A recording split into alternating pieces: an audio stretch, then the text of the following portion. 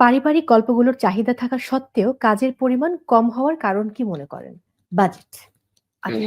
পারিবারিক গল্প মানেই ওখানে অনেকগুলো ক্যারেক্টার লাগবে। হুম, হুম, হুম, হুম, দাদা, দাদি, চাচা, চাচী, ফুপু, ভাই, হুম, বোন, হুম। বাবা, মা।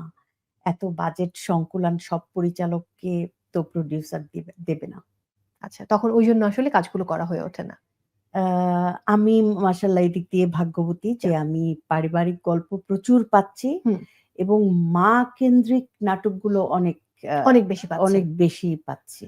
ভাইয়ের নাম চ্যালেঞ্জার আর বোনের নাম মিঠু। মিঠু নামটা চ্যালেঞ্জার ভাই রেখেছিলেন। উনার নাম তো চ্যালেঞ্জার না, উনার আচ্ছা। নাম সাদিক। এই গল্পেই স্যার যাবো হুমায়ূন আসলে। আহমেদ স্যার স্যার দিয়েছিলেন। রেখেছিলেন তার হ্যাঁ, নাম। হ্যাঁ, উনিই রেখেছিলেন মিঠু। আচ্ছা, তার মানে নাম কি তখন মনিরা আক্তার ছিল শুধু? মনিরা আক্তার পরবর্তীতে মনে হয় কেউ এড করেছে বাবা হুম, হুম, হুম, হুম, হয়তোবা আ আমি তো মা হুম, দেখি নাই হুম। আসলে। ও মানে আমার নামটা কিভাবে হয়েছে আমি অনেক কোয়েশ্চেন এর উত্তর দিতে পারব না। কারণ আমি বাবা-মা ওইভাবে পাইনি। তার মানে ভাইয়ের ছায়া পেয়েছেন। ভাইয়ের ছায়া পেয়েছি তাও খুব অল্প দিন।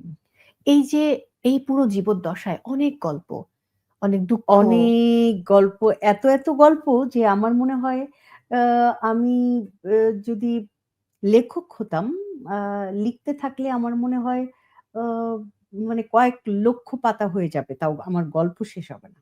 কিন্তু কখনো ইচ্ছে করে না যে আমি লিখি, আমার গল্পগুলো লিখে ফেলি? না, ইচ্ছে করে না। লিখবেন না কখনো? ওটা সেই যোগ্যতা আমার মনে হয় নাই। আপনি তো পড়তেন একসময় অনেক, প্রচুর বই অনেক পড়তেন। পড়তাম। তাহলে কিন্তু যারা খুব ভালো পড়ুয়া, হুম। তাদের কিন্তু লেখার হাতও খুব ভালো হয়। আ কিন্তু সেটা প্র্যাকটিস করে একজন রাইটার যেই সেই ব্যাপার না কিন্তু। তার দীর্ঘ বছরের আ চর্চার বিষয়। হ্যাঁ, অধ্যবসায়, হ্যাঁ, তার হ্যাঁ। চর্চা, তার জ্ঞান, তারপর তিনি রাইটার। এটা আমি মানি। এখন যদি জানতে চাই, যেহেতু টেলিভিশন দেখা হয় না, এর পেছনে কি কোনো উল্লেখযোগ্য কারণ আছে? এত ব্যস্ততা যে আমি দেখলাম যে ওরে মা!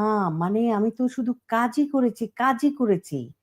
এত কাজ করেছি যে আ আমি টিভি দেখার সময়টুকু পাই না। অথবা আ সময় আছে অঢেল। হুম, হুম। তখন আমার টিভি দেখতে ইচ্ছে করছে না। হুম, তখন ওটাকে আমার মনে হচ্ছে ওটা যন্ত্র। আমি তো এটার ভিতরেই ছিলাম। ওটা আমি এখন দেখব না। আচ্ছা। আমি আ মানে রক্ত মাংসের মানুষের সাথে কথা বলব। বাসায় ফিরে গিয়ে সেটা মনে হলো। হ্যাঁ।